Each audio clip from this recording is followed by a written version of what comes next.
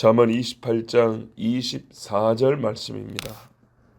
부모의 물건을 도둑질하고서도 죄가 아니라 하는 자는 멸망받게 하는 자의 동륜이라. 아멘. 부부가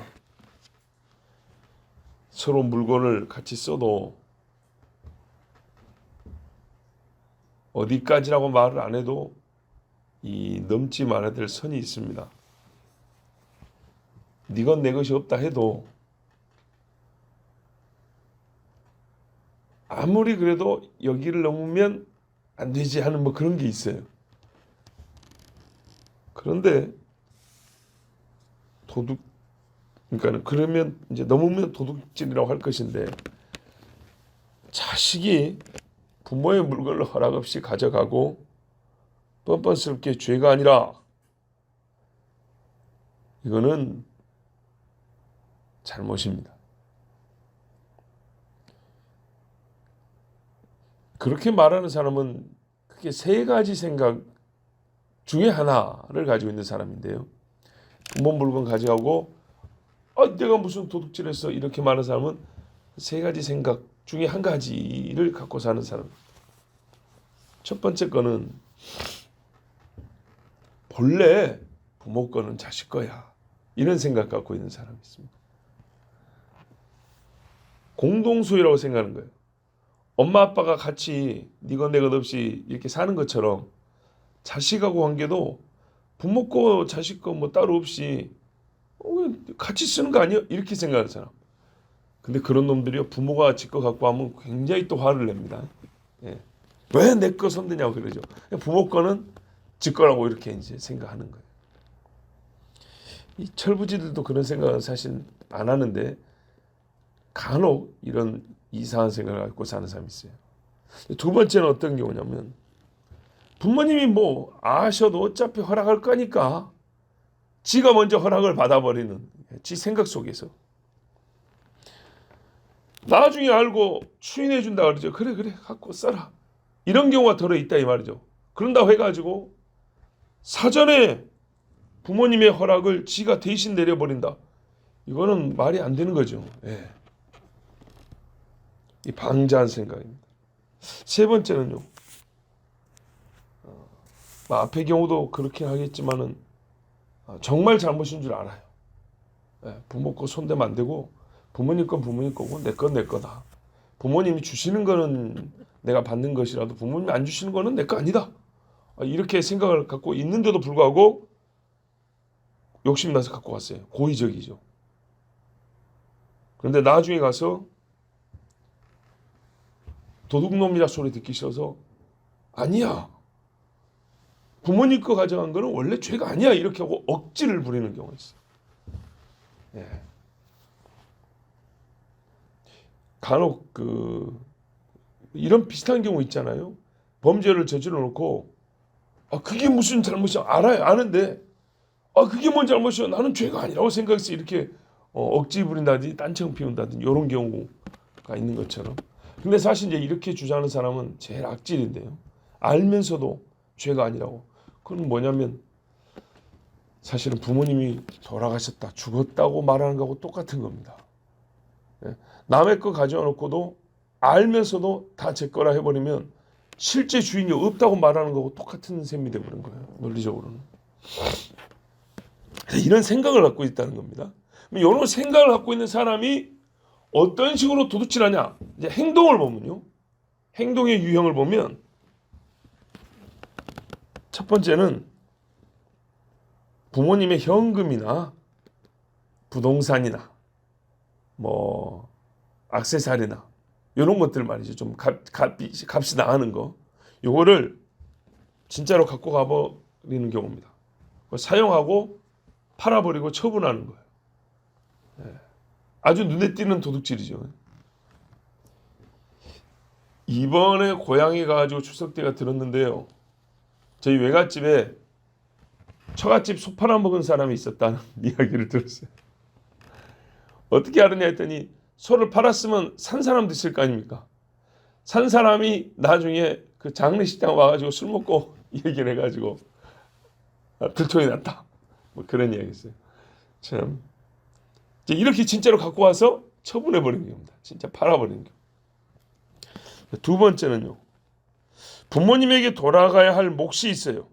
그것을 자기가 가로채고 부모가 받았다고 말한 거예요. 그래서 연세가 드시면 국가에서 나오는 무슨 뭐 생활 보조금도 좀 있고 뭐 이제 현금을 줄 때도 있지만 무슨 상품권을 준다든지 아니면은 뭐 쌀로 준다든지 뭐 이렇게 이제 좀 국가나 개인이나 이렇게 당신 부모님 드리는 거에 하고 주는 거 있잖아요. 근데 부모님이 이제 좀 귀가 좀 어둡고 이제 좀 이렇게 인지 능력이 좀 이제 약해지다 보니까 자식이 대신 받아가지고 전해주고 해야 되는데 안 전해주고 지가 중간에 가로채 버리는 경우 이거 도둑질이죠. 세 번째는 자식이 다 부모님의 양육을 받고 컸고 부모님에게 재산도 사실은 받았고 받을 것이에요.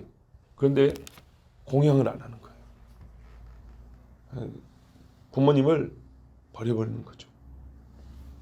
뭘 가져온 건 아니에요. 그런데 자식이 부모님에게 드려야 할 것을 몰라 해버리는 경우예요. 이것도 재물이 소위 자기 수중에서 머물게 자기가 그 재물 써야 될 것을 안 쓰고 더 갖게 되는 것 결과적으로는 도둑질한 거하고 똑같게 되는 겁니다. 이게 이 마지막 행위 유형이 겉보기에는 도둑질이 아니에요. 뭘 가져온 건 아니니까요. 드려야 할 걸 안 드린 거잖아요. 근데 이게 참 교묘하게요. 부모님의 것을 도둑질하는 것이 됩니다. 이게 아까 맨 처음에 말씀했던 세 가지 생각 중에 어떤 생각을 갖고 사는 사람이 행동으로 실제로 어떻게 도둑질하냐 했을 때 맨 마지막 것들이 제일 악질인 거예요. 분명히 도둑질인 줄 알면서도 일부러 부모님을 방치해버리는 이런 인간이 최고 악질인데 예수님 당시에 그런 사람들이 제법 많았어요. 내가 부모님께 드려야 할 것인데 하나님께 바침이 되었다. 이렇게 하고 부모님한테는 아이고 아버지 제가 하나님께 드려가지고 아버지한테 뭐 좀 드릴 것이 없습니다. 이해하십시오. 그러면 유대인 아버지가 네가 하나님께 드렸냐? 그러면 뭐 잘했다? 이런 거 가는 거예요. 그러니까 자식들이 부모님 드리기 아까우니까 거짓말로 하나님께 드렸다는 거예요. 근데요. 이게 또 너무 말로만 하면 뻔히 들통나잖아요. 그래서 어떻게 하냐? 못돼 먹은 제사장, 악한 길로 유인하는 제사장하고 계약을 하는 겁니다. 예를 들어볼게요. 부모님한테 예를 들어 10억을 받았어요. 10억을 받았는데 얼른 5억은 빨리 써버리는 거예요. 욕심이 많은 인간이니까 유흥으로 써버리든지 뭐 비싼 외제차 하나 사든지 뭐 하여튼 뭐 돈을 펑청펑청 써버려요. 그럼 사람들이 아니 네 부모님한테 받은 거 부모님하고 같이 사는데 써야지 이놈 자식아 네 개인적으로 그렇게 확확 써버리면 부모님 어쩔 거야. 이제 누가 이제 이렇게 말할 거 아닙니까? 그러면 한 5억이 남았잖아요.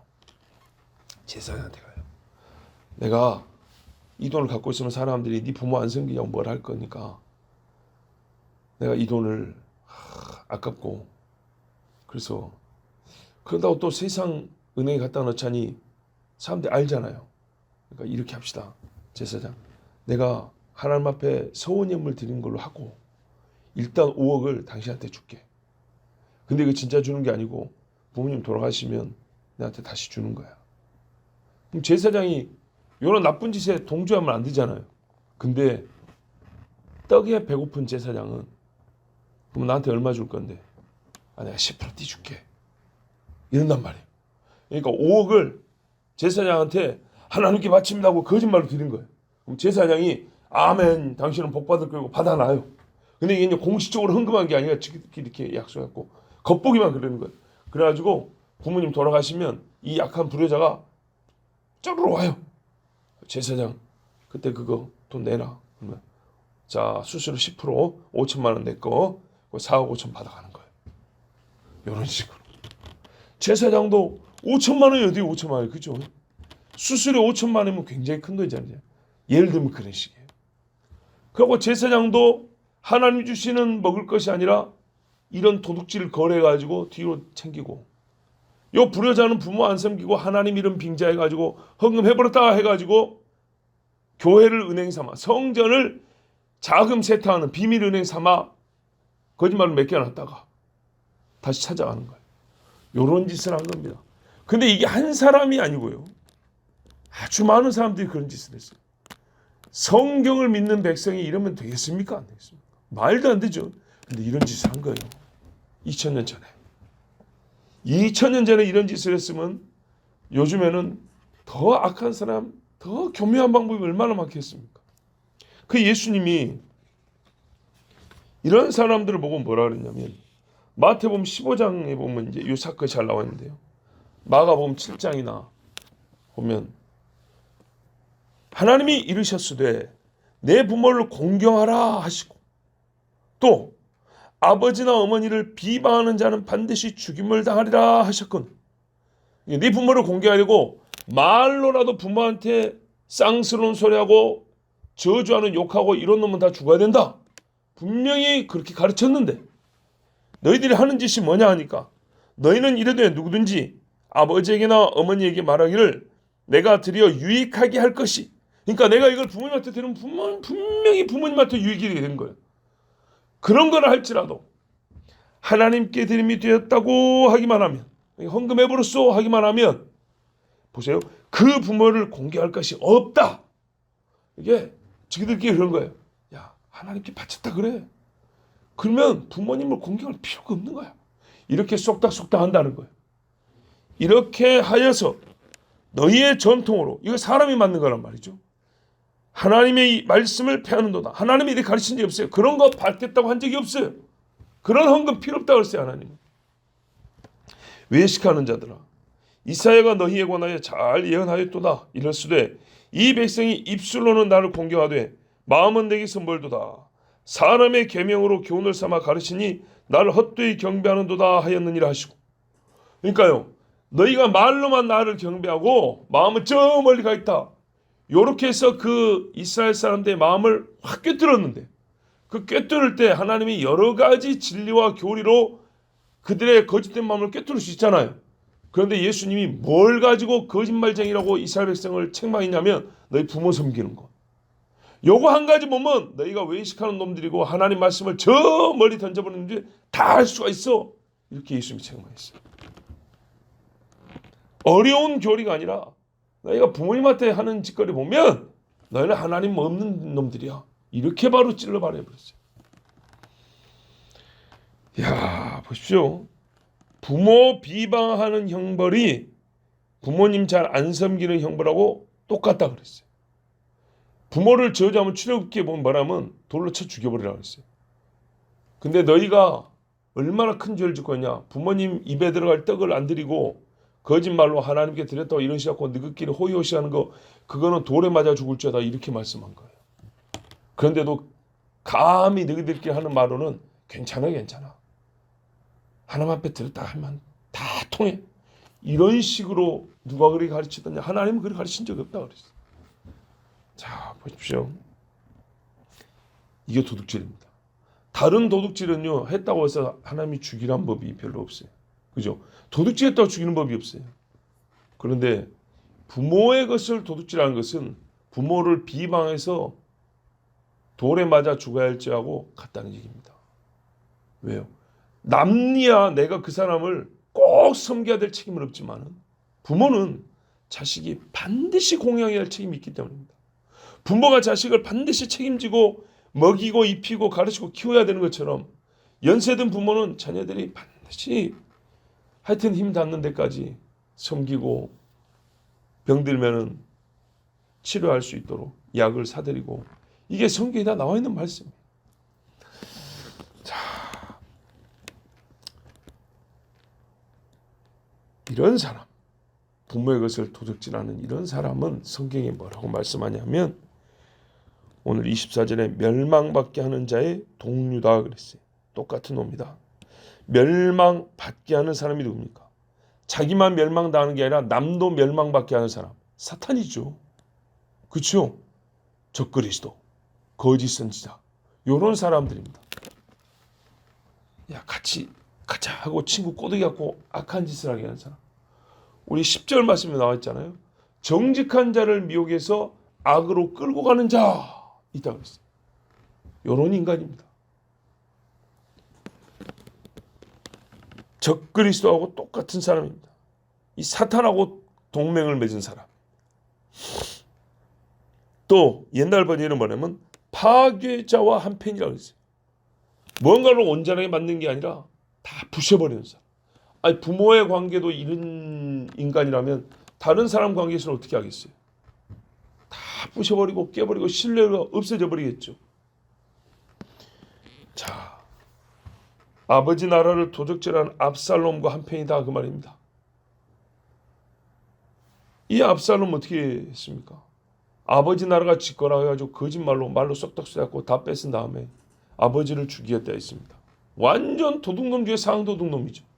그 어떻게 됐습니까? 그 자랑거리인 머리가 이 사람의 목숨을 뺏어갔습니다. 대롱대롱 매달려가지고. 또 이런 사람 어떻게 하냐? 자기 욕심으로 배가 터져 죽을 사람입니다. 가룟 유다 보세요. 예수님을 섬겨야 될 제자가 예수님을 팔아버렸지 않습니까? 그 전에도 예수님 먹으라고 사람들이 말하자면 헌금을 했다 이 말입니다. 선생님 제자들하고 전도하고 다니면서 식사 함께 하십시오 하고 이렇게 헌금을 했는데 이 헌금기를 맡겨놨더니 이놈 새끼가 뒤로 이렇게 빼돌렸다 이 말입니다. 결국 어떻게 됐습니까? 급기야 뭘 얼마나 더 먹겠다고 예수님까지 팔아버리고 배가 터져 죽었습니다. 파괴되는 사람과 한편이다.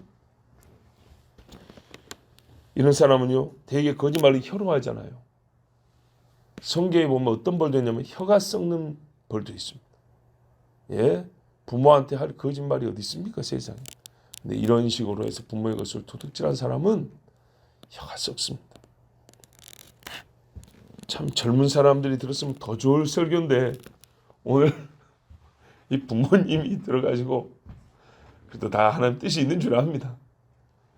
예, 이 자리에 못 나왔지만은 또 음성으로 듣게 될 젊은 분들이 도리어 더 마음에 하나님이 이 주시는 말씀으로 더 깊이 새겨 들을 수도 있고 양심에 찔려서 더 우리 부모님이 지키는 새벽 기도 재단 이 시간에 우리가 이 시간을 지켜야 되는데 하고 또 좀 마음에 어떤 의미에서 더 큰 감동이 있지 않을까 그렇게 기대하고 또 기도합니다.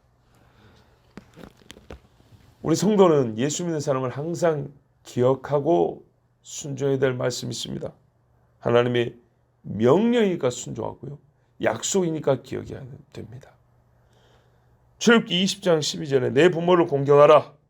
그리하면 내 하나님 여호와가 내게 준 땅에서 내 생명이 길리라. 아멘. 바울이 복음의 사도인 바울도 에베소서에 뭐랍니까? 내 부모를 공경하라. 이 약속 있는 첫 계명이다. 네가 땅에서 잘되고 장수하리라. 왜? 율법을 버리지 않습니다. 하나님 패하지 않습니다. 말씀 그대로입니다. 예수 믿는다고 해놓고 부모 섬기지 않는 자는 불신자보다 더 악하다 그랬습니다.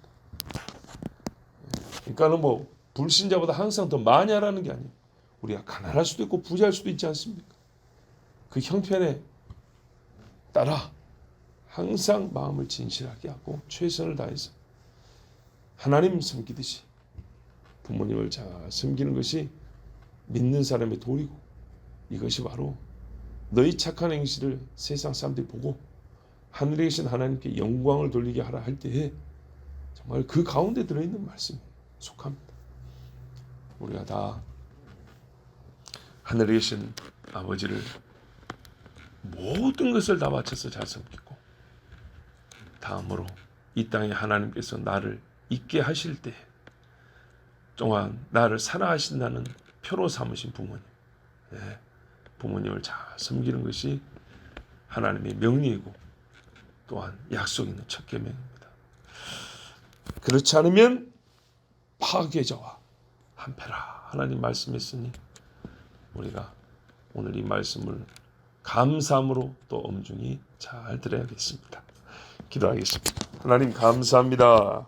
오늘 참 부모님 같은 우리 장로님 권사님 모시고 하나님 말씀 전하고 또한 이 종이 한 사람의 아들로서 증거하며 내 자신이 또한 아버지 말씀을 듣게 하시니 감사합니다.